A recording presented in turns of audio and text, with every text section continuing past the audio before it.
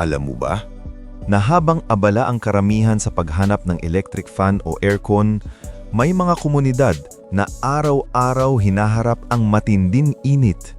Walang takas, walang pahinga. Naisip mo na ba kung bakit parang mas umiinit sa Pilipinas taon-taon?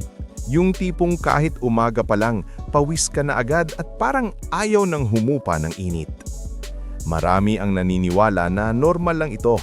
Bahagi ng tag-init, bahagi ng klima. Pero ang totoo, may mga lugar sa bansa na mas grabe ang init kumpara sa iba. Mga lugar na kayang umabot sa delikadong heat index, kung saan ang simpleng paglabas ng bahay ay maaaring maging mapanganib sa kalusugan ng ating mga kababayan. Sa video na ito, aalamin natin ang top 13 pinakamainit na lugar sa Pilipinas at ang dahilan kung bakit tila mas lalong umiinit ang ating bansa sa pagpasok ng 2026. Siguraduhing panoorin ang video hanggang dulo mga kabida dahil pagdating natin sa number 1, malalaman mo kung bakit sinasabing isa ito sa mga lugar na halos hindi na kayang tirhan kapag tag-init. Pero bago yon, huwag kalimutang mag-like, comment at subscribe for more contents like this. Handa ka na ba? Simulan na natin. Top 13. Rojas City. Ang Rojas City sa Capiz ay kilala bilang seafood capital ng Pilipinas. Pero pagdating sa init ng panahon, hindi rin ito nagpapahuli. Dahil sa lokasyon nito sa baybayin at kakulangan ng matataas na bundok sa paligid, madaling maipon ang init lalo na tuwing tag-araw. Ngayong 2026, ang temperatura sa Rojas City ay nasa pagitan ng 31 hanggang 34 degrees Celsius, habang ang heat index ay maaaring umabot sa 36 hanggang 40 degrees Celsius, lalo na tuwing buwan ng Abril hanggang Mayo. Alam mo ba, kahit coastal city ang Rojas, mas mataas pa rin ang heat index dahil sa kombinasyon ng init at humidity ng hangin. Top 12. Coron, Palawan. Kilala ang Coron sa malaparaisong tanawin, pero sa likod ng ganda nito ay ang matinding init tuwing tag-araw. Dahil sa island setting at direktang sikat ng araw, mabilis uminit ang paligid lalo na kapag tahimik ang hangin. Ngayong 2026, ang temperatura sa Coron, Palawan ay nasa 30 hanggang 33 degrees Celsius, habang ang heat index ay maaaring pumalo sa humigit kumulang 42 degrees Celsius, dulot ng matinding init at mataas na humidity. Alam mo ba, mas ramdam ang init sa mga isla dahil walang masyadong puno o bundok na nagsisilbing panangga sa araw. Top 11. Puerto Princesa City, Palawan. Bagamat mas luntian kumpara sa ibang lungsod, ang Puerto Princesa ay nakakaranas din ng matinding init tuwing tag-araw. Ang kombinasyon ng mataas na temperatura at humidity ang dahilan kung bakit tumataas ang heat index sa lugar. Ngayong 2026, ang temperatura sa Puerto Princesa City ay umaabot sa 31 hanggang 34 degrees Celsius, habang ang heat index ay maaaring umabot sa 43 degrees Celsius, partikular sa mga buwang Abril at Mayo. Alam mo ba, mas nakakapagod sa katawan ang init kapag mataas ang humidity, dahil mas mabagal mag-release ng pawis ang ating katawan. Top 10. Bacnotan, La Union. Ang Bacnotan sa La Union ay isang coastal municipality na bukas sa sikat ng araw. Dahil sa patag na lupain at kakaunting lilim, mabilis uminit ang lugar lalo na tuwing tag-init. Ngayong 2026, ang temperatura sa Bacnotan, La Union ay nasa 32 hanggang 35 degrees Celsius, habang ang heat index ay maaaring pumalo sa humigit kumulang 43 degrees Celsius, lalo na sa tanghali. Alam mo ba? Mas mataas ang heat index sa mga coastal areas kapag sabay ang init ng araw at humidity mula sa dagat. Top 9. Iloilo City. Ang Iloilo City ay isa sa mga urbanized cities sa Visayas, kaya hindi nakapagtataka na mas umiinit dito taon-taon. Ang dami ng sasakyan, gusali at limitadong open spaces ay nakakadagdag sa tinatawag na urban heat effect.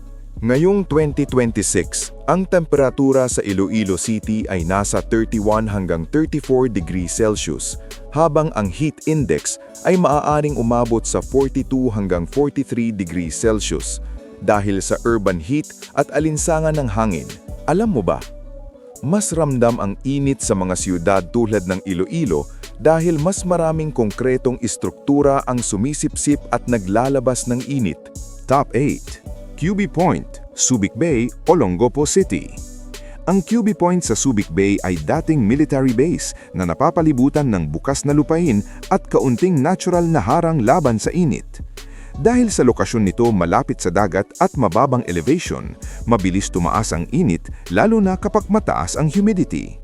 Ngayong 2026, ang temperatura sa QB Point ay tinatayang nasa 31 hanggang 34 degrees Celsius, habang ang heat index ay maaaring umabot sa 42 hanggang 44 degrees Celsius, lalo na tuwing peak ng tag-init. Ano ang heat index? Ang heat index ay ang pakiramdam na init ng katawan kapag pinagsama ang aktual na temperatura at humidity ng hangin. Kahit 33 degrees Celsius lang ang temperatura, kapag mataas ang humidity, mas nahihirapan ang katawan magpalamig, kaya ang pakiramdam ay pwedeng umabot sa 40 degrees Celsius pataas. Alam mo ba? Kahit malapit sa dagat, pwedeng mas maging mainit ang pakiramdam kapag mataas ang humidity at mahina ang hangin. Top 7. Apari. Matatagpuan sa pinakadulong bahagi ng Cagayan, ang Apari ay kilala sa bukas at patag na lupain. Dahil walang masyadong bundok na humaharang sa araw, mabilis ding tumaas ang temperatura sa lugar. Ngayong 2026, ang temperatura sa Apari ay nasa 34 hanggang 37 degrees Celsius, habang ang heat index ay maaaring pumalo sa 42 hanggang 45 degrees Celsius dahil sa bukas na kapatagan at humidity mula sa dagat. Alam mo ba, mas matindi ang init sa Apari kapag nagsabay ang sikat ng araw at mataas na humidity mula sa dagat. Top 6. Tuguegarao City. Kung usapang matinding init, hindi nawawala sa listahan ang Tuguegarao City. Dahil napapalibutan ito ng mga bundok, naiipon ng init sa kanilang syudad at nahihirapang lumabas ang mainit na hangin. Ngayong 2026, ang temperatura sa Tuguegarao City ay nasa pagitan ng 33 hanggang 36 degrees Celsius, habang ang heat index ay maaaring pumalo sa humigit kumulang 45 degrees Celsius. Dahilan kung bakit ito madalas ituring bilang isa sa pinakamainit na lugar sa Pilipinas. Alam mo ba, madalas tawagin ng Tuguegarao bilang isa sa mga pinakamainit na lungsod sa Pilipinas dahil sa natural nitong lokasyon. Top 5. NAIA, Metro Manila, Pasay City. Ang NAIA at ilang bahagi ng Metro Manila ay kilala sa matinding init dahil sa dami ng kalsada, gusali at sasakyan.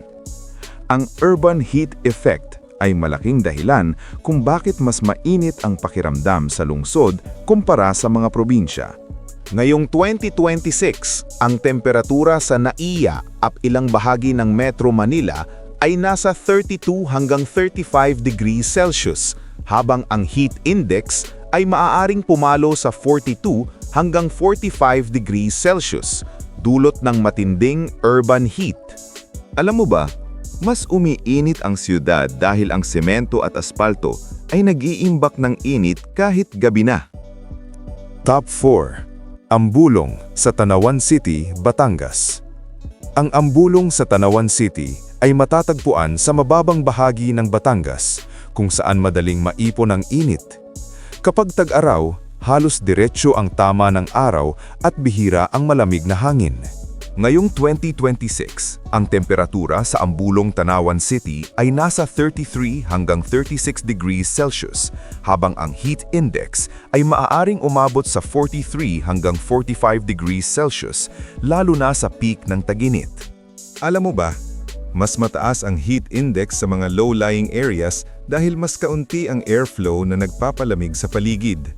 Top 3. San Jose City.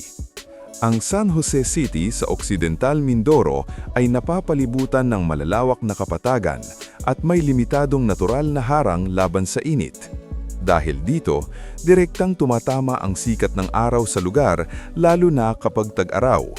Ngayong 2026, ang temperatura sa San Jose City ay nasa 34 hanggang 37 degrees Celsius, habang ang heat index ay maaaring umabot sa 43 hanggang 45 degrees Celsius, isa sa pinakamataas sa rehiyon.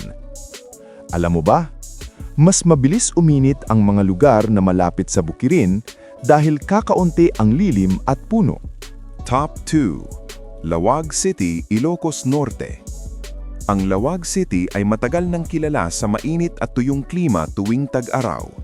Dahil sa lokasyon nito sa Hilagang Luzon at bukas na kapatagan, mabilis tumaas ang temperatura sa araw.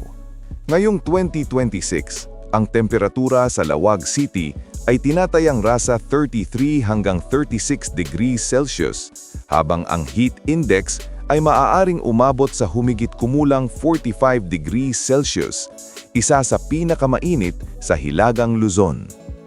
Alam mo ba, mas matindi ang init sa mga lugar na may kaunting ulan at mas mahabang oras ng sikat ng araw. Top 1. Dagupan City. Matatagpuan sa Pangasinan, ang Dagupan City ay may mababang elevation at napapalibutan ng mga kapatagan, dahilan kung bakit mabilis uminit ang lugar. Kapag tag-araw, halos walang harang ang sikat ng araw sa lungsod.